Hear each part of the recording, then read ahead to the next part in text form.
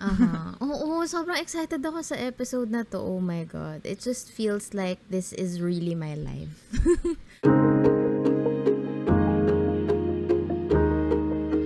This is Hardcore your passion. specialty pa. This is your Yes. specialty. I can't wait. Sobrang dami kong tips and tricks and hacks na i-share in a while. So, sobrang excited ko. When I was, preparing for this last night, parang sobrang oh my God, ang dami kong gustong sabihin. How do I trim it down to 1 hour? So, Talagang brain so dump. speaking of the topic today, systems and tools. So, ano ba yung mga sistema natin sa buhay? How do we make ourselves productive and do things and stuff? At ano yung mga tools na ginagamit natin? So, apps, hacks, programs, etc. So, but before we dive right into that, Teacher Ayin. Ganito na talaga every time. Teacher Ayin. Teacher Ayin. Bilang ang ganda ng glasses natin today. Thank you. Meron pa yung pa-strap. Yes, may pa-strap tayo today. Para makita nyo, punta po kayo sa YouTube, subscribe na rin po kayo. Don't be shy. So yeah, Madam Ayin, Teacher Ayin, ano nga ba ang systems and tools? Anong difference nila, ganyan? In the context of this discussion, we are talking about productivity systems and productivity tools. So, ano sila? So, systems muna tayo. Wow, talagang teacher ang boses. Teacher Ayin. So, productivity systems are practices, guidelines, or systematic methodologies that help people get things done in an efficient manner. So, that's according to Monday.com, which is a productivity tool that I've yet to try. Pero, yun yung systems. Kumbaga, yun yung structure natin on a personal level kung paano natin ginagawa yung mga bagay-bagay. And then, tools naman, on the other hand, when we talk about tools dito sa episode na to, we are talking about yung apps, yung mga bagay, things that we use to run our systems and to help us overall improve our lives. So, ito yung mga karamay namin sa productivity in our daily lives. So, Madam Rizza, do you agree? Is that what you mean also? Yes, I super love systems and tools. And yes, that's also what I think about when I think about tools and productivity and systems. Ako talaga, I'm such a sucker for systems. It calms my brain down for some reason that everything has structure. Everything has steps. Alam mo yun, in case makalimutan ko, meron akong instructions na pupuntahan. At kikwento ko yan later. So, I have so much... Yung excitement talaga. Natatawa ako sa excitement pansin natin. nyo, naririnig nyo ba yung my energy? Oh my gosh. So, I have so much things to do as a human being in business and in my personal life. So, and I also have a lot of things to decide on for the entire day. So, I want everything to be efficient as much as possible. Kung ano yung pinakamadaling way kong gawin yung mga bagay-bagay. Paano mo siya ginagamit? Like, how do you use systems, I guess, implementing it to your life? Like, more simplifying, diba? It's all about simplifying, I think, eh. Ako kasi as much as possible, I like to automate everything. Hanggang sa, iniisip ko kung, kunwari, may mga tasks na nahihirapan ako or parang, it's too boring for me, ganun. Or parang, I couldn't be bothered to do that anyway, pero kailangan kong gawin. I ask myself, number 1, can I delegate this? If I cannot delegate this, can I automate this? Mapapadali ko ba siya? May apps, tools ba akong pwedeng magamit to automate it? Or if hindi ko naman siya ma-automate, pwede bang hindi ko na lang siya gawin? Can I eliminate it? Yan. So, ini-inventory ko yung mga bagay-bagay na kailangan kong gawin, yung to-do lists ko. Tatanungin ko kung can I delegate it, can I automate it, or can I eliminate it? Kung wala sa tatlo at kailangang mano-mano talaga, wala akong choice. Kailangan ko siyang gawin. I need to carve time for it. So, ganun I think for me yung effect niya. Kasi, I only have 24 hours in a day and I need to sleep 8 hours. So, so I need to be efficient. I need to really be efficient. And actually, with my energy, hindi rin naman lagi akong 100% my energy. So, yung window na may energy ako, yun lang yung pwede kong parang makapagtrabaho. So, ikaw, speaking of systems, ano yung mga nag-work sa'yo ngayon? Ano yung, can you walk us through your systems? Oh, systems kasi, they really simplify our lives. And the thing is, I feel like the misconception with a lot of people, kasi I get comments about, our systems, productivity, as if they're so complicated na parang, oh my God, like that's too much work, ganyan.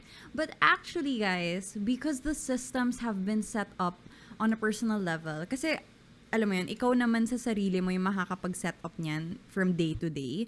So if you figure out the system that works for you, it's actually the opposite of complicated. It really simplifies our everyday. So that's why I'm a huge fan of systems, and I really believe na it's very important, especially when we want to eliminate yung hassle and yung decision fatigue, yung napapagod ka nakakadesisyon. So for me, currently, here are the systems that I use. Ito na. Ito na tayo. Drum roll. Drum roll. So the first one is weekly planning. I plan my week on a weekly basis, as in Sundays are my planning days. Kasi parang ganun na yung naging routine ko na Saturdays talagang for myself, like stop bothering me. Nobody can bother me on a Saturday. But then pagdating ng Sunday, starting to get myself in the mood to work again. So one of the things that I do is I plan my week ng Sunday. So I will go to Google Calendar, which is what I use to time block. Time blocking is kind of like giving your hours something na you need to do. So ako, when I do my weekly plan, I'll lay out yung mga workouts ko for the week. So I have, time for fitness. And then after that, I'll also recently started doing my MITs. So like my MITs Yay. now. Diba? Kasi na-realize ko talaga na meron akong mga task na required deep focus. As in deep focus talaga. And because of that, hindi ko sila pwede pagsabay-sabayan kasi hindi realistically magagawa. So I think being able to look at my week and seeing kailan ako may meeting, kailan ako merong free time to do deep work, being able to see that on a bigger scale na, alam mo parang na-zoom out ko yung week ko. I can plan things accordingly. I can make time for the important things that's outside of work. Alam mo yun, if I need to catch up with a friend, I know kung kailan ko sila malalagay or kung kailan ko pwede mag-schedule. Oh my gosh, I do that too. Diba? Like, call Carlos, ganyan. But when can I call Carlos? I look at my calendar. Hello. And then, on top of that, I guess, zooming out further, we have my monthly and quarterly planning. Like we mentioned, I think, before. Diba? We do our evaluations kasi yes. syempre, it's nice to set goals to see where you're at emotionally, financially, etc. So, ayun, I do my monthly and quarterly planning sa Notion. And then, I feel like part na ng sistema ko ang weekly camp confidence calls. Same. Kasi, as a solo entrepreneur, yung araw, di ba yung mga araw natin, parang, it's kind of arbitrary na bahala ka na lang sa buhay mo kasi since you have control over your day. Wala ka talagang accountability unless you have set meetings na, okay, other people will be there, therefore I need to show up. So actually, CC, Camp Confidence, has been the benchmark for me na naging 10 a.m. Alam mo ba, lahat ng meetings ko scheduled at 10 a.m. Like different days of the week. Pero basta 10 a.m. is when I meet people. I don't know. Nasanay na lang ako. So every time I need to schedule a meeting, 10 a.m. Yeah. Tsaka siya sobrang naging pillar na rin talaga to sa atin. Especially nung nag-start pa lang yung, parang starting pa lang yung pandemic. Parang ito talaga yung reset day ko kapag Camp Confidence Call. Parang it's such a refresher every time. Hay nako. Yeah. Parang na-flesh out yung ideas and we remember, nga pala, no, that's why we do it. That's why, it works. So, Thank you, Madam, for the Wednesdays. Thank you, Madam. Yes, thank you for your Wednesdays, 10 a.m. 10 a.m. And Wednesdays. then, talagang 10 a.m. Wednesdays. Yes. And then on top of Cam Confidence, I also do this bi-monthly mastermind meeting. It started like a couple of months back. And yun naman, it has really helped me follow up on my parang midterm goal. Midterm goals? May ganun ba? Short term, long term, midterm? May midterm goals ba? Yun. Parang think yung so. mga I need to achieve na medyo mas mabilis. Pero at the same time, takes a lot of work. So my Right. friends there are also all entrepreneurs, all founders. Tapos iba talaga yung may sistema around what you guys need to do. Kasi the mastermind meeting, it's not just, hindi siya chikahan eh. It's really accountability. What are your challenges and how can we solve it? So That to sounds me, fun. it is, you have a mastermind too, right? Hindi had pa one? siya ganun ka-constant. Parang ano lang siya, it's a set, parang 3 months lang siya. Ganun. So, Oo. Kasi for our listeners, maybe kung hindi niyo alam yung mastermind is like a group, an accountability group that you always meet. Tapos, essentially, what you do is you talk about your problems or like the challenges that you're facing, and then everybody can pitch in their ideas. yeah. So, ayun, medyo lonely ang entrepreneurship journey, but having this as a part of my system has really made things more efficient for me, I guess. Yeah, tsaka you won't feel alone na parang, okay, normal lang pala tong napagdadaanan ko ngayon kasi napagdaanan niya na rin pala to. And this is how he or she solved it. So, yun yung maganda sa mastermind kasi nagbabatuhan kayo ng ideas. Parang walang pinakamagaling or walang pinaka-hindi magaling. Parang, okay, parang kapag ikaw yung nasa spotlight, you give something, parang you give learnings to the group and then you ask a question na concern mo, for example, tas sila naman yung tutulong sa'yo. So, yeah, it's actually a great support system as well, no? Sobra. And it really breaks the idea na entrepreneurs or these successful bosses na talagang, alam mo, have their shit together. Can I say that? Yeah, we can say that. Have their life together.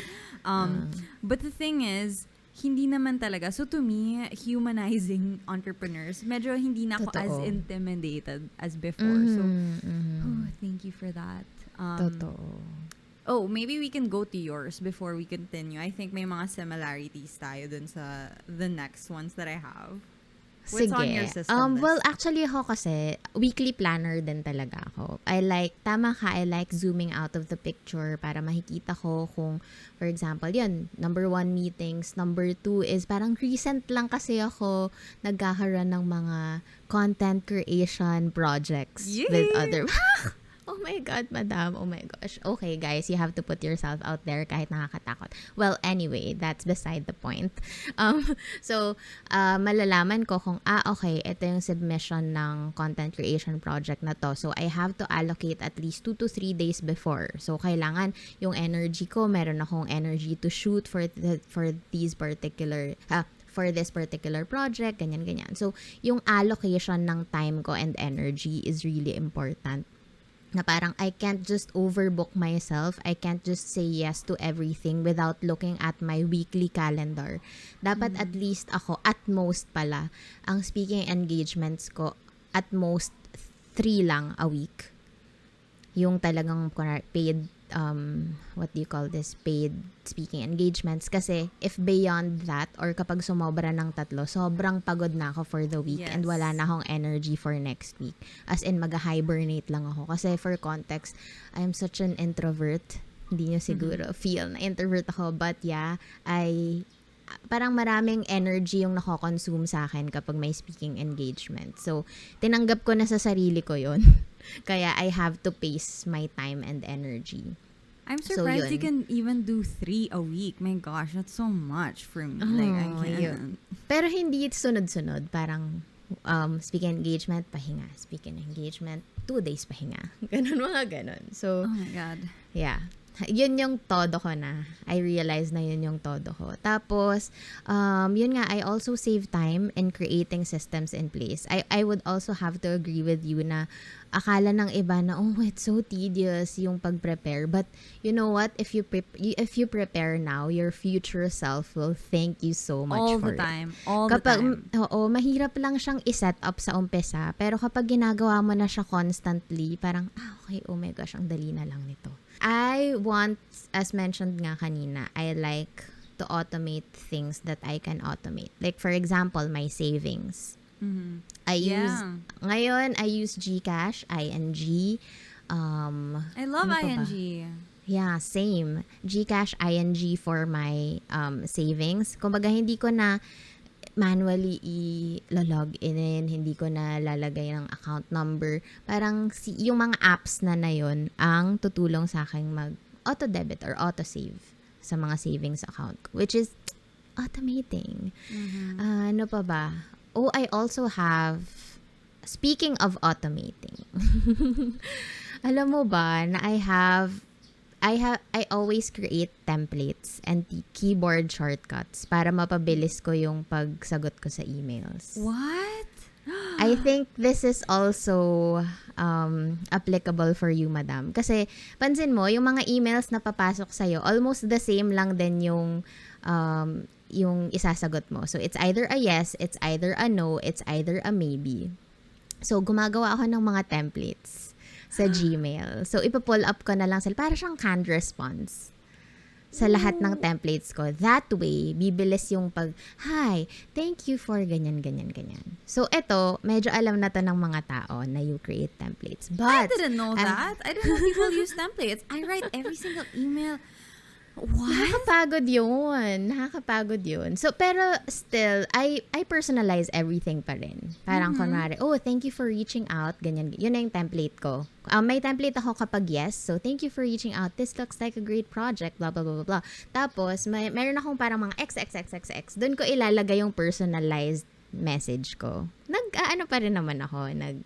Nagsusulat pa rin ako. But oh my God, efficiency. Ayan, number 1, template. I'm Okay, so number shocked. 2, hack. Like, I cannot Hindi get na ako over this. makatigil. Number 2, hack, madam. Eto, I'm not sure if sa ibang platforms or sa iOS kasi, very helpful siya sa akin. So, I create keyboard shortcuts. So, you know, when we talk to people na OTW, or TYSM, ganyan. Yeah.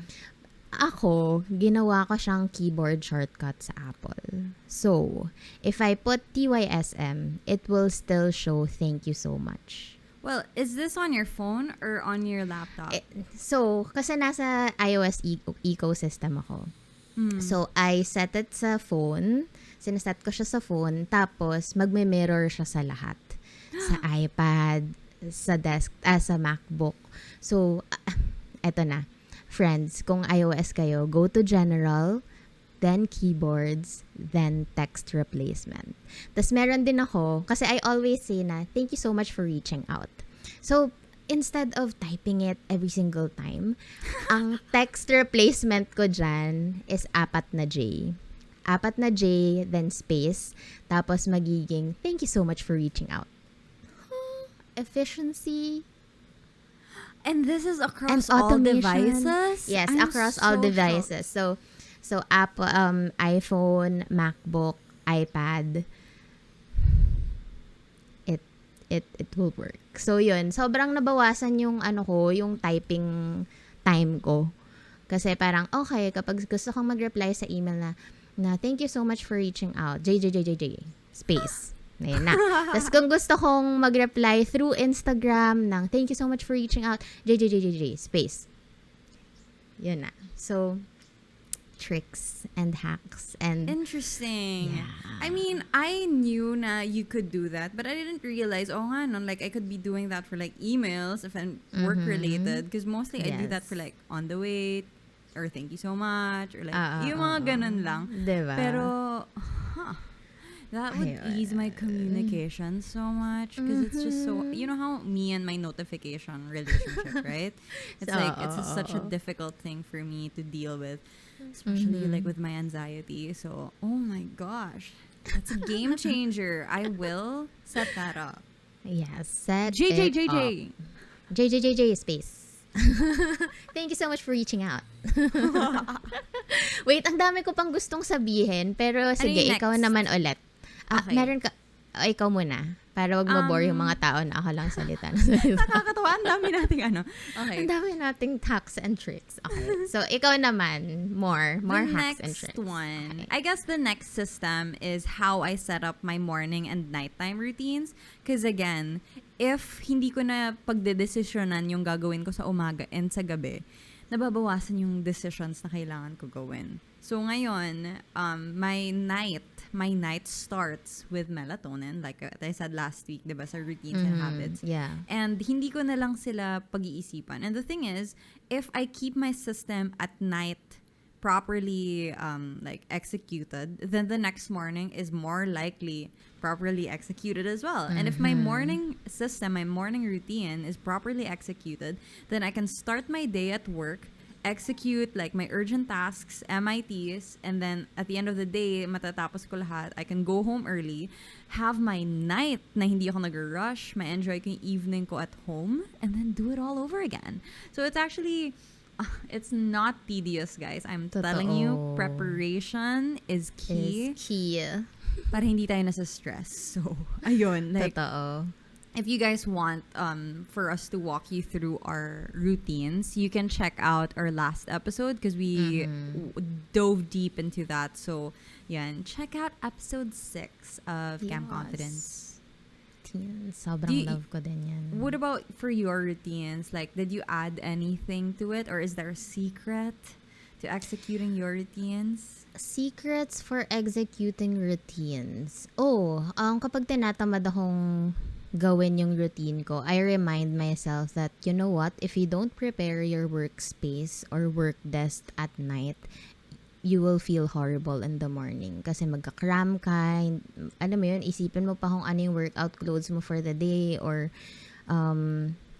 hindi mo pa na-prepare yung journal mo. Alam mo yun, parang horrified ako sa mga times na mahahasal ako. Yun na lang yung iniisip ko.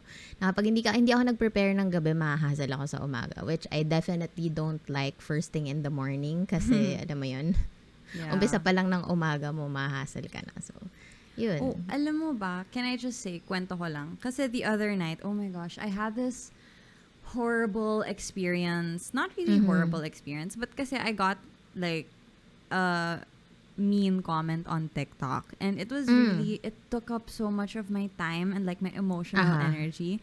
Because I posted my impromptu speech piece. Tapos, it was a really difficult impromptu topic kasi. So, pinakita ko dun sa TikTok video how I was able to get out of it. Pero it was really like, alam ko naman na nahirapan ako. Kaya nga, pinost ko eh. Sabi ko nga, nahirapan ako.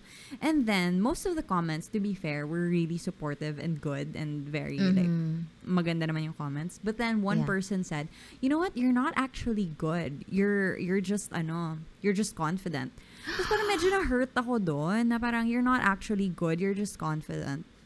Tapos, edi, ayan na, medyo nadederail na yung evening routine ko kasi nalilate ako ng tulog kasi iniisip ko siya, tapos tinitigan ko yung comments. Alam mo yun, like, it was just this cycle, blah, blah, blah. Tapos, after nun, nung patulog na ako, ayan, edi 1 a.m. na ako natulog, ganyan. Tapos, pinipilit kong matuloy ko yung routine ko. Kasi, ang sinabi ko sa sarili ko, tatanggalin pa ba nila to sa'yo? Like, will you let them take this away from you? Like, nawalan ka na nga ng peace of mind tonight. You know, tapos, hahayaan mo bang the next morning, masisira nila workout mo? Hahayaan mo ba na tatanggalin pa nila yung morning routine mo sa'yo? Inisip ko yun na talaga, nope, hindi ako papatalo. Like, I will not accept na madederail yung plans ko because somebody, you know, made me feel bad the night before. Ayun lang. Tapos, isa pang thing I tell myself, like, is this the person you wanna be? Like, do you wanna be the kind of person who like, follows and does exactly what she says? So, pagka sinasabi ko yun sa sarili ko, parang antok na antok ako, tas ayoko na talaga bumangon. Pero, in my mind, I'm like, Ayin, ano ba? Is this the person you wanna be? Like, do you wanna be the kind of person that shows up sa office first thing in the morning after a productive morning routine? And I was like, yep, that's exactly who I want to Hell be. yeah. And then, napapabangon ako parang, yes, time to work out. I'm this girl. Ako din, kahapon actually, I woke up with menstrual cramps and alam mo yun. Oh my God, first time kong magka-menstrual cramps. I think I'm getting old. First time ko lang siyang maranasan. First time? Dati Congratulations. hindi ako ganun. Hindi ganun yung level ng sakit. Ako kasi, mataas pain tolerance ko. Pero yesterday talaga was horrible. Tapos, yoga day. Yoga day yesterday. Tapos parang sabi ko, oh my God, mag-skip na lang kaya ako ng yoga. Ang sakit-sakit ng likod ko, ang sakit-sakit ng puson ko, ganyan-ganyan.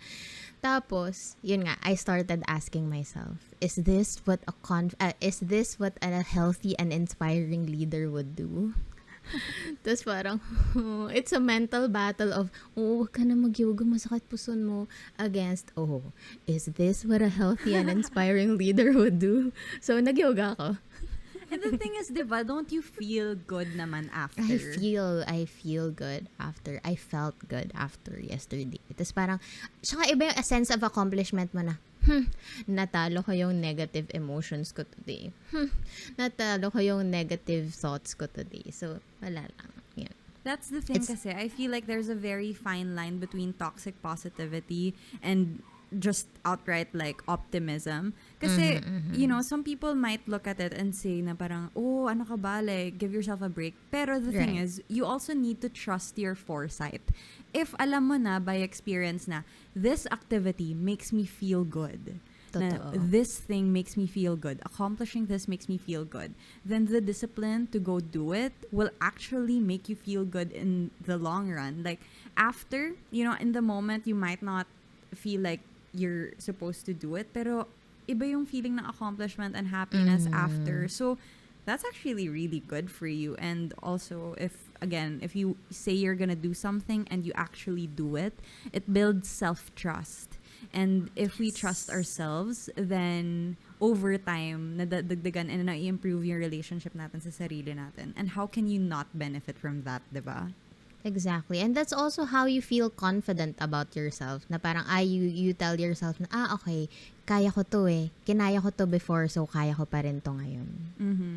Parang nagbe-build ka ng history mo sa sarili mo na over time, because you keep showing up, then you have more and more evidence of the kind of person that you are. And it gets easier to trust na you are that kind of person, that you are a healthy and inspiring leader, that you are a confident woman. Alam mo yun, the more that you show up as that person, the more you realize na, oh my gosh, it's so true. Yun, I know, right? Yun. What's another on your list of like systems? Nasa systems pa rin tayo. Oo nga eh. Oo. Pero I love sharing this kasi ano to eh, parang it's the epitome of the things that I learned over the years na parang ito yung mga na-streamline kong systems. So anyway, one more system. I have checklists for everything. Ang checklist ko, hindi lang siya to-do list. I have a separate checklist for my grocery shopping. Parang meron akong standard grocery list na ito yung madalas kong bilhin. So, ilista ko na lang para i-check ko na lang yung mga kailangan ko or hindi. Second checklist hindi ka na paulit-ulit. Exactly. Tsaka I also shop online din. Metromart. Tapos, nilalagyan ko ng shop back. Para may savings. Yes, shop back. And then yeah. So, sa Metromart kasi, you can parang bookmark all of the things that you recently bought. So, pwede mo siyang i-add to cart na lang. So, anyway. Yeah, yun. Tapos, I also have a Google Keep. Ito, ginagamit ko siyang tool for this. So, I have checklists for grocery, my menu for the week. Actually, for 2 weeks. Menu for 2 weeks. Para yun yung i-grocery ko.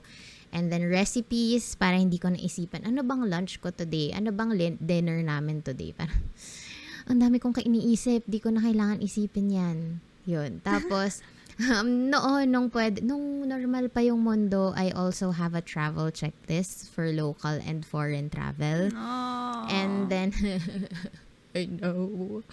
Tapos, I also have a YouTube video checklist. So, kapag gagawa ko ng YouTube video, ano ba yung checklists na kailangan kong nandun? Especially now that I have Hans, ang amazing editor natin. minsan may nakakalimutan pa rin ako. Sorry, Hans, pero I need to go back to checking my checklist. Ayun. Tas, eto pa pala, another checklist. Whenever we launch a brand or when we launch a product, meron kaming template. We have a brand template checklist para wala na kaming makakalimutan. Kasi dati, nung parang Lana pa lang, ang dami kong natutunan na dapat, ay, ganito pala ginawa ko before. So, we applied it for Mink. And then, when we launched Mink, marami pa rin kaming nakalimutan. So, nilista namin lahat kung ano yung nakalimutan. So, the list builds up. So, my point is, para hindi mo na, wala kang makakalimutan, as much as possible, always have a checklist, then refine your checklist. Para kapag kunwari, okay, gagawa ka ng YouTube video, eto nga pala yung mga gagawin ko. Or mag-grocery nga pala ako, eto yung mga gagawin ko. Para hindi mo na laging sinasabi na, okay, number 1, step 1, step 2. Because So, it's like hindi na siya starting from paulit-ulit. scratch eh. Ang hirap if you start from scratch with nothing. It takes up a lot of mental space. It takes up a lot of energy. Whereas if alam na natin beforehand what to expect, then you just execute it and nababawasan yung friction of actually doing the thing that you need to do. I hate So, friction. I have one last. Oh, wow. I can't believe we got through this list. Yung last ko is a recent thing that, again, I learned from you. So, I recently started tracking my productivity. So, I downloaded the Forest app. Thank you very much. It's so worth it. And the thing is, because I was able to label all the different parts of my life away from my phone. Because I realized that I'm most productive when I'm not on my phone. Totoo yan. So what I do is I go on the Forest app and then I type there. Meron akong like fitness. There's a fitness label and then there's a label for like work. And then I have downtime. So like time away from my phone na I'm just resting. Pero that's still away from my phone. So thank you, God. And then there's one na like self-development. So, yung mga different parang labels na yun, I track it. I set the timer for like 25 minutes. So, I'm just gonna work for 25 minutes. And then at the end of the day, I have this chart that it generates and it shows me how much time I spent working, how much time I spent working out, how much time I spent for myself and resting. Tapos, I get to look at it and really evaluate with data. Oh my God, I love data. I love data. I get to really evaluate how I'm maximizing my time. And again, this works for me because I just feel more relaxed when there's evidence na Same.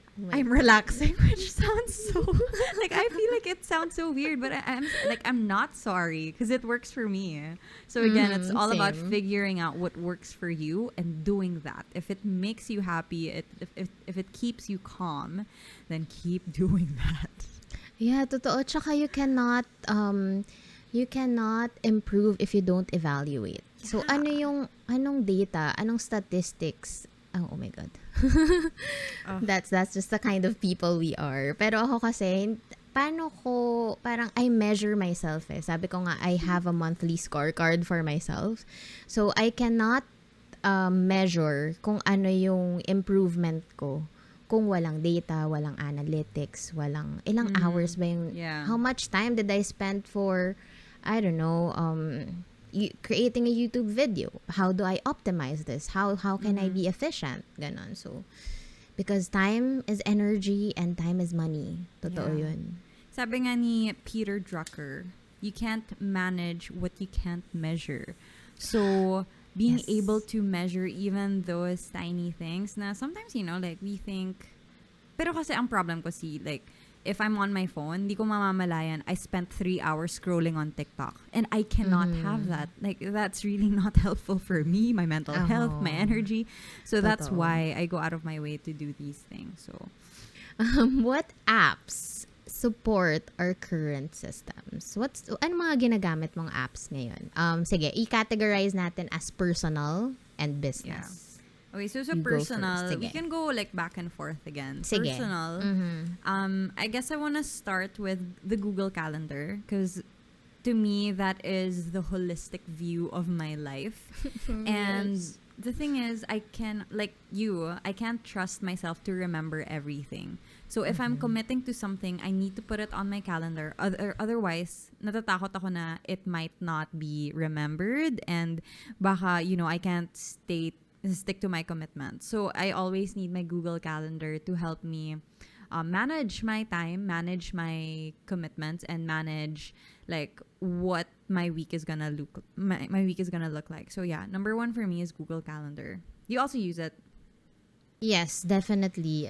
I honestly really can't live without my Google Calendar. Hindi ko na-imagine in my life na sasabihin ko na, oh wait, let me just check my calendar. Parang kahapon, meron kasi, lalo ngayon, since magkasama nga kami sa bahay ni Josh, Mag-asawa minsan kasi, meron kasi siyang mga meetings na lagi niyang inoohan.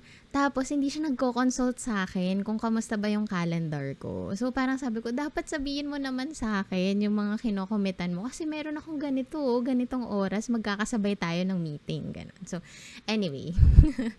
Wala, nakwento ko lang kahapon kasi share medyo your calendar. Oo nga. Yun. Hindi rin siya makalendar na tao. So, Josh, please tell me. Please. Please make a lang. Google Calendar. Make a Google Calendar. I rely heavily on my Google Calendar. So, What's yours? What's next on your list?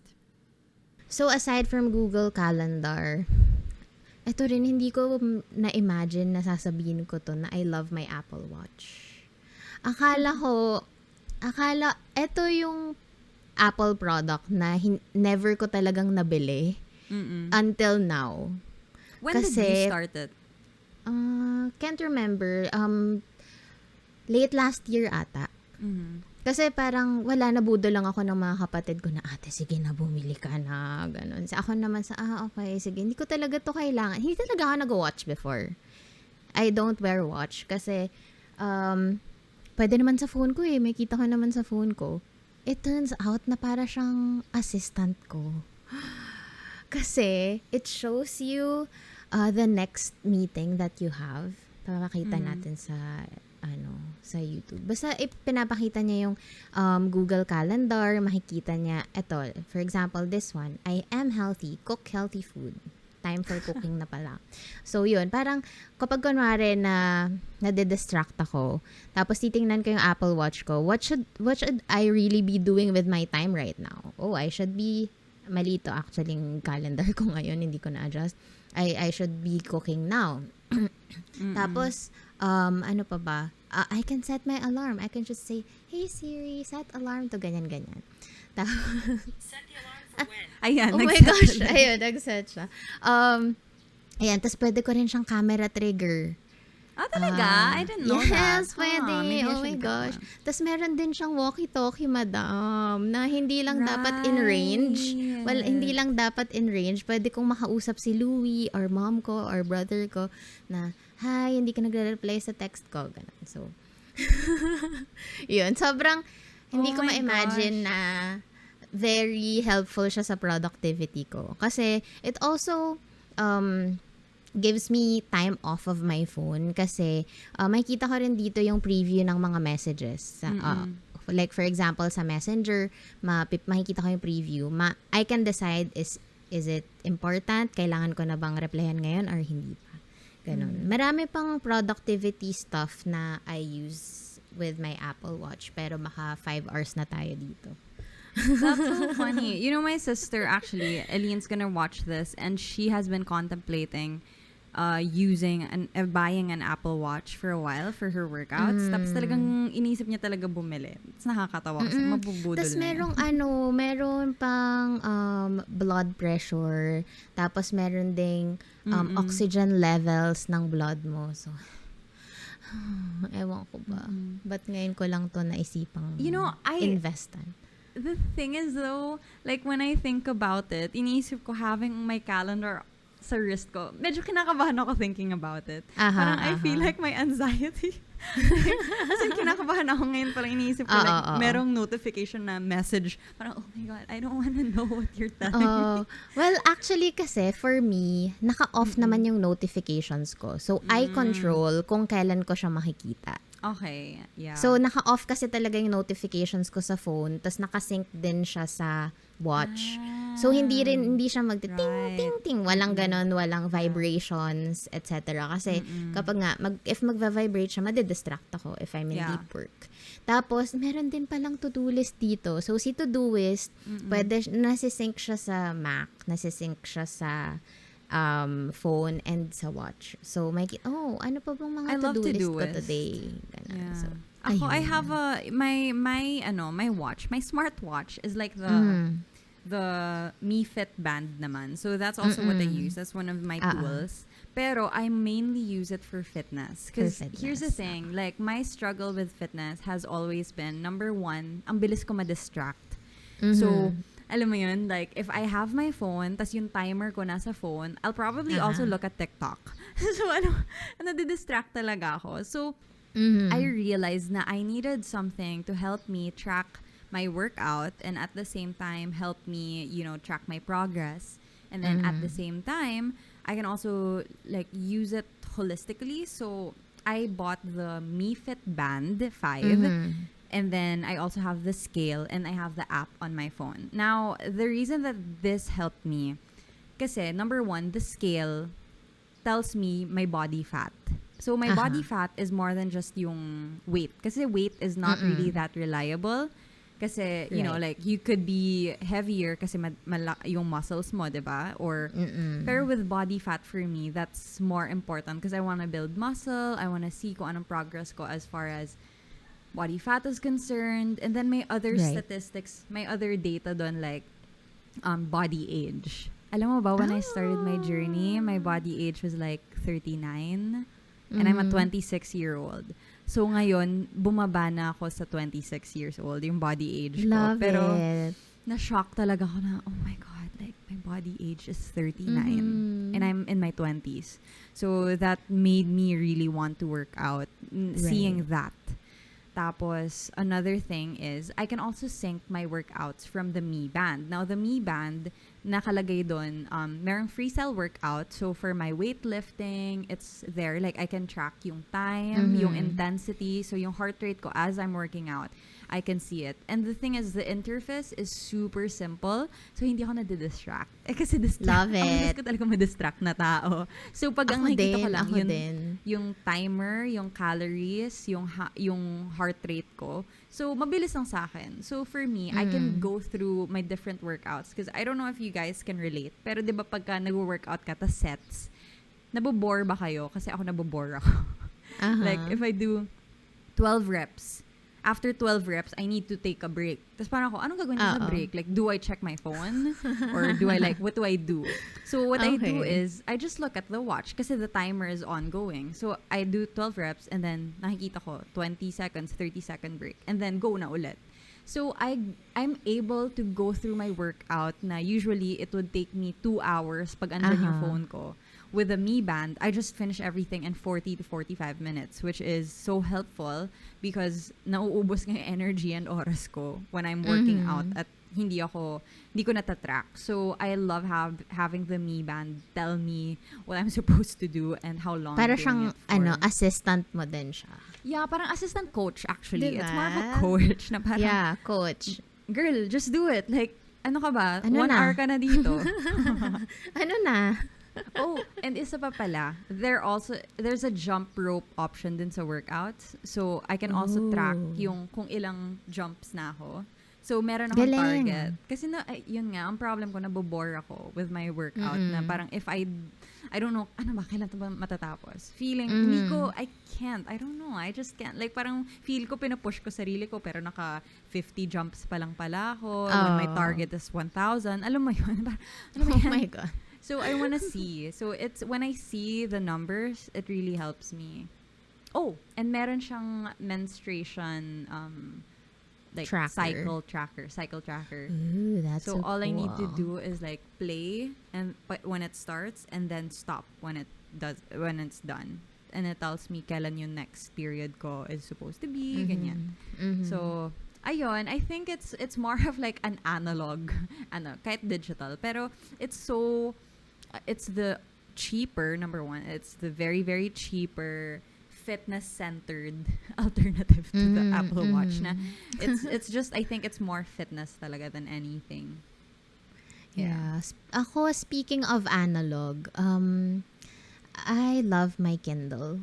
Kasi, I forgot about that.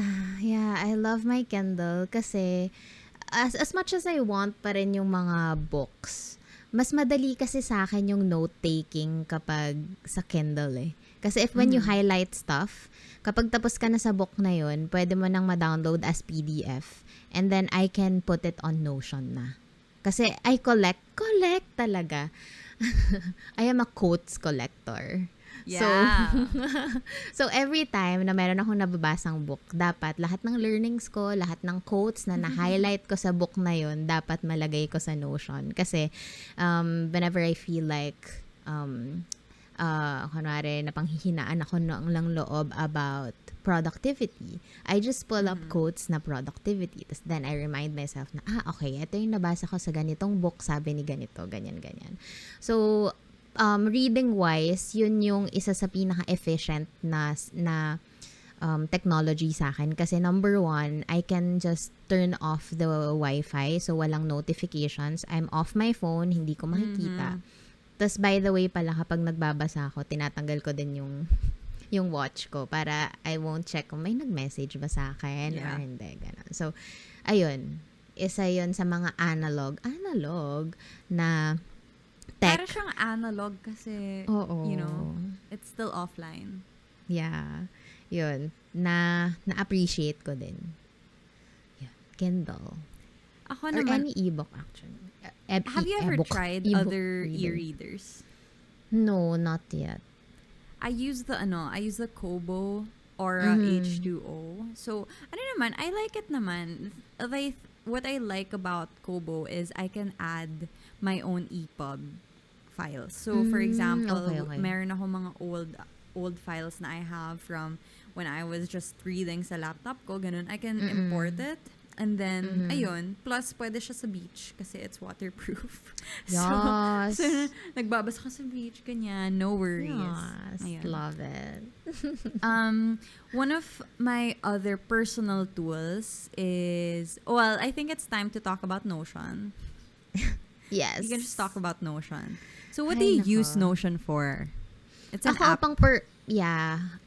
ako personal talaga. Personal development, my monthly scorecard, my quarterly, yearly evaluations. I put manifestos there. I put my checklist. Actually, lahat. My book report, Jen Im. Kasi na ano yun, si Jen Im kasi, she's a YouTuber. Meron siyang book reports for every book she reads. So parang, okay, sige, gawin ko nga rin yun. Tapos so meron akong mga book. I love it. May book report sa Notion. Ano pa ba? Basta lahat, buong buhay ko nasa Notion, Medj. Ikaw? Same thing. Kasi, I used to use Notion for to-do lists, pero na-realize ko na it's not that efficient for tasks like that. So for me, it's more of a holistic self-development tool nga. Same. So it's kind of a wiki, para siyang Ayn wiki, na I go there for like my goals, my major goals, my checklists na hindi day-to-day basis. So like my monthly evaluations are all on Notion. So to me, it's kind of like a website for myself that only I can access. I think you marami can, pa to, pero I need to choose.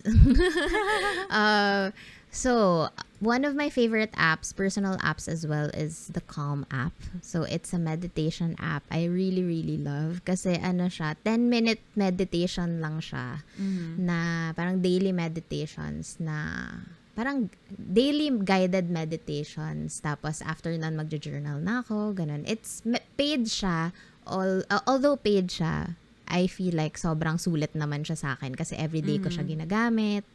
And marami rin ako natututunan doon and stuff. So, ayun. Calm app. Okay, you're next.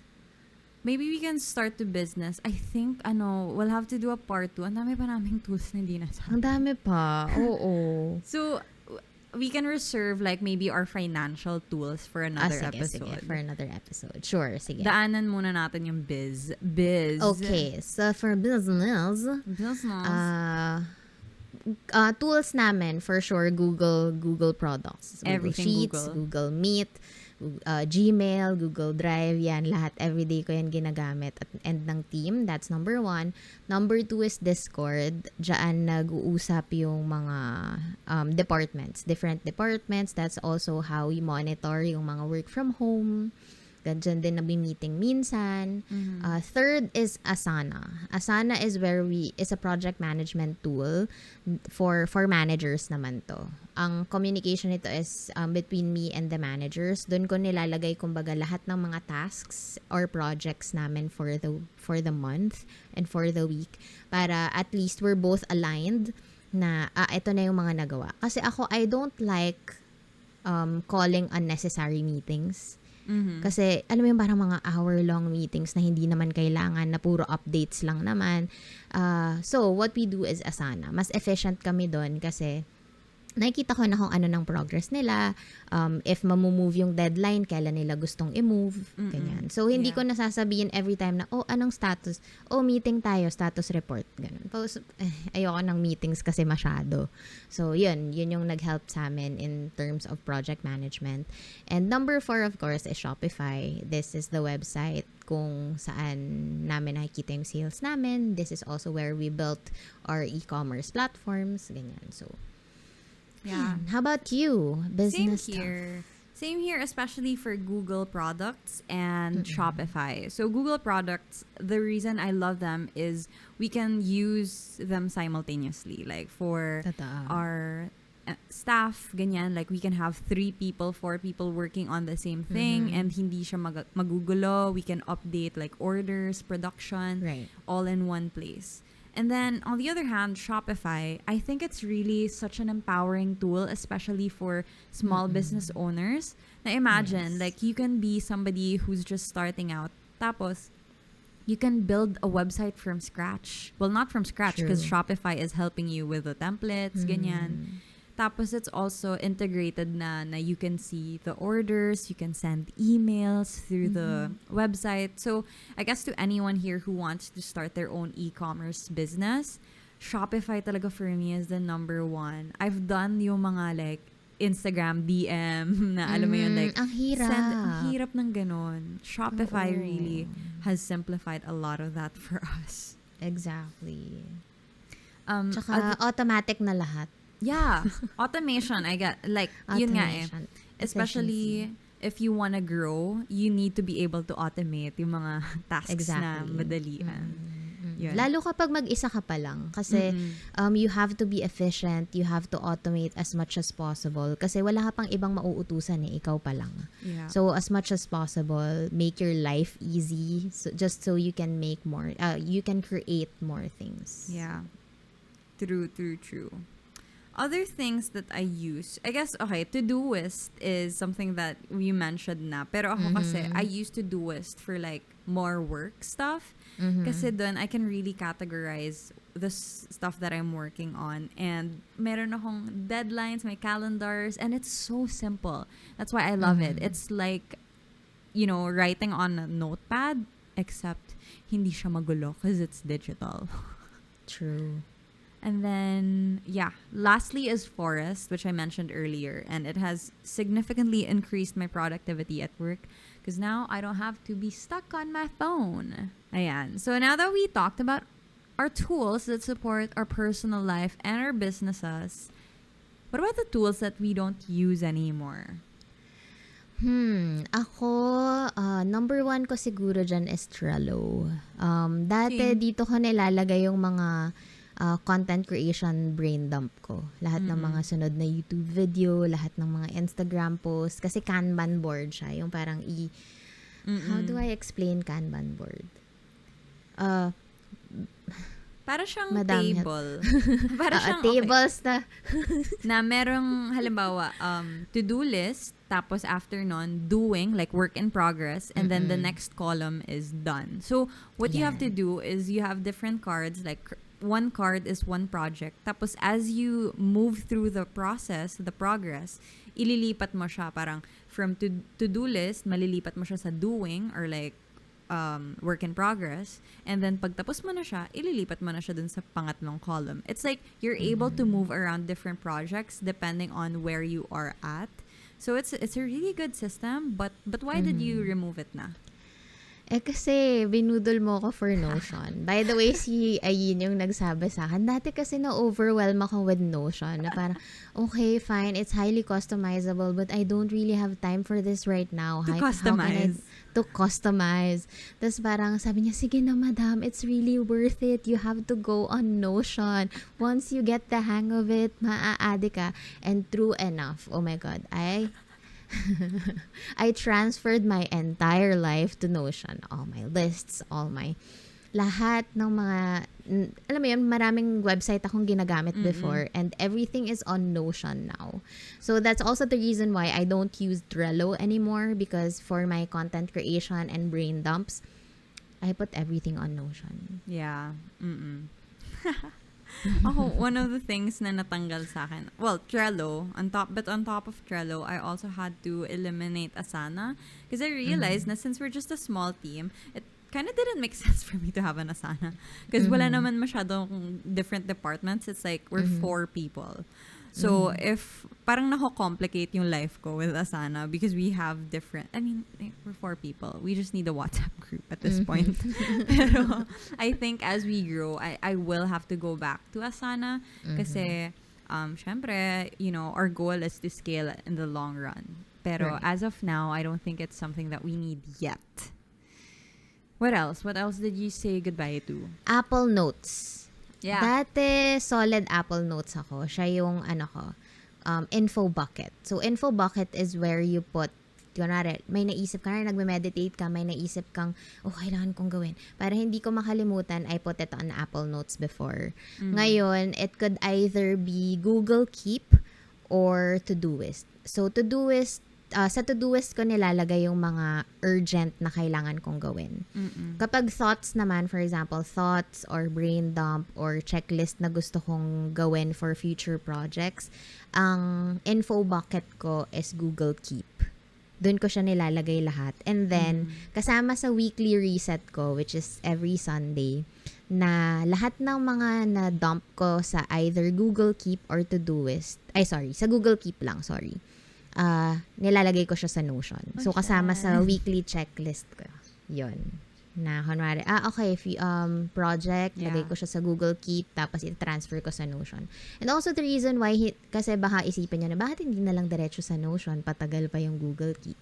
Google Keep kasi mas mabilis yung interface niya compared sa Notion.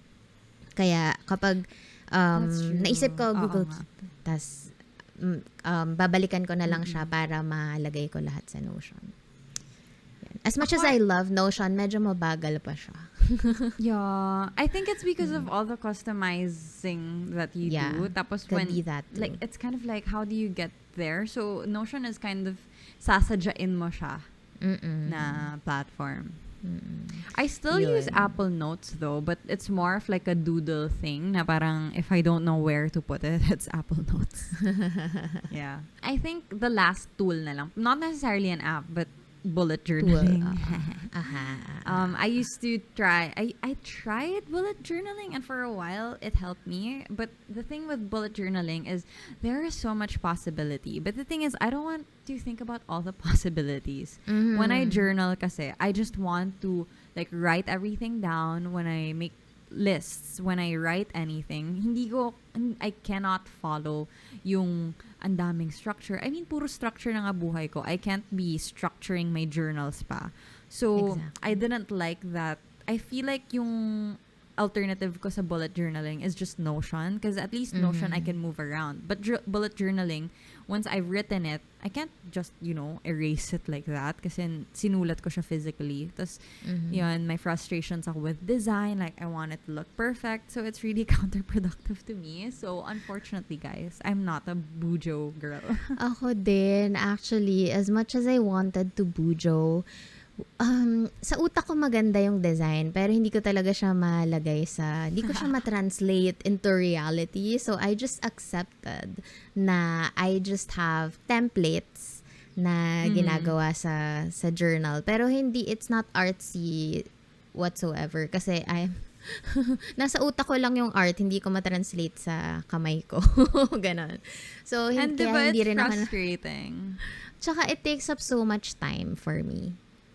It's something that it's something na wala akong time or I do not prioritize. I would say yung designing ng bullet journaling na-frustrate pa ako kapag kunwari nagkamali ako ng box. So parang halitin ko na naman, ayoko na. Ganun. So wag na. Mas stress lang ako, wag na. And you can't sync it eh. So, if it's in the journal, hindi mo na siya makikita sa calendar mo. So, does that mean you have to put it sa calendar all over again? I don't know. I kind of stopped. I stopped na. I still do the planner, yung weekly planner, but it's more of like for me to jot down stuff. But bullet journaling is just too much work for me. So, yeah, we apologize. We apologize. Yeah. Ako, yung sa mga notebooks ko, thoughts, gratitude, yung mga list ko for I'm proud of myself for, tsaka MITs. Yeah. Kasi nasa workstation ko siya yung notebook pa rin. Kasi gusto ko pa rin actually yung feeling na may natitik ako. Oh, yeah. It never go. Ano yun? How does the expression go? It never gets old. It never gets old. Okay. Oh my gosh, that was a lot. That was a lot. Brain overload. Pero nag-enjoy ako. Ang saya kong mag-share ng mga hacks, tips, and tricks. I hope you enjoyed too. Kahit nag-nerd out lang ako. Kami. Alam ang mo, lahat ng mga because sistema of this natin. episode, ang dami kong naisip na future episodes because ang dami nating napiga, but at the same time, there's so much to share. Pero alam mo yung meme na there's a guy doing like an investigation, tapos sa wall niya, nandun yung mga picture, tapos may mga string. Parang feeling ko ganun ako. Like, oh. Like, this is all the tools, the productivity tools. Let me tell you about it. Yeah. Parang ganun yung feeling ko ngayon. Ooh, I feel like a crazy person, but this is what I live for. This is reality. This is what makes us happy. This is reality. For this week's worksheet, because we talked about all of those, we also want to hear about your recommendations. So, simple lang, like tell us about your top 3 5-star, as in like if you were to review it, 5-star tools that have made your lives easier, plus you would want to recommend to family and friends. So yun yung worksheet natin for the week. I guess quickly, since na-discuss na natin, what are your top 3? Ako, my top 3, number 1 for sure is Notion. Lagi ko rin tong nire-recommend to friends na parang, oh my gosh, kailangan nyo, you have to do You're this, blah, blah, blah. Thank you, madam, so much. Number 2 is the Calm app for meditation, journaling, mindfulness. I sometimes give this as a gift as well, mga app gifts. Okay, that's number 2. Number 3 is Blinkist. So, Blinkist is a paid app na is sinasummarize niya in 5 minutes or 5 to 10 minutes yung mga books. So, kung parang if you couldn't be bothered with reading an entire book, parang meron siyang summary. You can read it or pwede siyang audiobook. So, it's super fun. It's super quick. Like, for example, meron akong, it's also an app I use to see if gusto ko bang mag-commit for the entire book or not. Na, papakinggan ko muna yung Blinkist niya if it's okay for me. Saka ko bibilhin yung book. Ganun. So, that's good. That's so helpful. Super. Okay. How about you? My top 3, I guess, would be number 1, the Mi Fit system, like Mi Fit band, scale, and app. Kasi that really changed how I looked at fitness, and that is why I look the way that I do now. She a Fitspo or something? Whatever. Or whatever. Number 2 is Google Calendar, because peace of mind comes from a well-planned calendar. And lastly is Forest. Talaga, madam, life-changing. Thank you for suggesting Forest. You're welcome. Because it has helped me with my phone addiction. I really realized na I am addicted to my phone. As in, I would constantly look at notifications, and it's not helpful. So, helps me stay away. True. Shining. Yes. So if you guys want to answer this as well, don't forget to tag us. It will be available on our Instagram at Camp Confidence Radio. Tag us as well. That's at Ayn Bernos and at Rizza Lana, so we can read and share your recommendations. I love it. I love it. I love it. I love to see mga mentions niyo. So, thank you. Thank you so much for always tagging us and for always being game and G with all the worksheets. Natutuwa ako kapag sinasabi nila, oh, another worksheet. Ganun. So, ay, wala lang. Nakakatawa. You appreciate the Oh, worksheet. thank you. Thank you guys. Ay, nako. Okay, finally, wrapping up our episode, we finally get to announce our winner for the last 2 weeks. Kasi, diba? Sorry about that. I missed that. Pero dahil we extended the giveaway, today we'll be announcing our winner for the Studio 12. Yes. Alright, so Studio segment. Ding, ding, ding. So our 12 winner for this week is at Charlene Ann. So Charlene Ann is a solo female entrepreneur and she will be getting a pair of Studio 12. Love Congratulations. it. Thank you so much for joining the Congratulations. giveaway. Okay, congratulations, Charlene Ann. And speaking of studio, we are giving away one more studio item. Ngayon naman is Studio Et. So let me just run through all the specs para matuwa din kayo. So si Studio Et naman, ang playtime niya is up to 30 hours. It also has noise cancelling. It's also water resistant and wireless. And aesthetic wise, oh my gosh, ang ganda-ganda din Beautiful. niya. I actually got the white one and it's so did good. you? Yes. Wait lang, ito siya. It's matte. I'm such a sucker for matte thingamajigs. So I have this. I have this in white. Tas sobrang ang ganda din niya. May laban sa ibang major wireless brands. And ayun, that's also one of the reasons why I love Studio because it's so affordable pero hindi nagsasuffer yung quality. But I also have another news. We also have another news from Studio na magkakaroon sila ng price drop. So originally, this is priced at 8,200 pesos. And then starting April 19 onwards, ang new price niya is 6,200 na lang. So you'll save 2,000 pesos. But if you use our code, meron pa siyang additional 15% off. So ang code upon checkout is CAMP15, CAMP15, CAMP15 upon checkout. Tapos, mas makakabawas pa kayo. So that's 6,200 minus 15%. Oh. Bongga. So, ayan, check that out. Don't forget. And if you want to also join our giveaway, syempre, si Studio Yes. pa ba? We have another giveaway. So, this is like our fourth now, right? This is our fourth. We're giving away our fourth pair.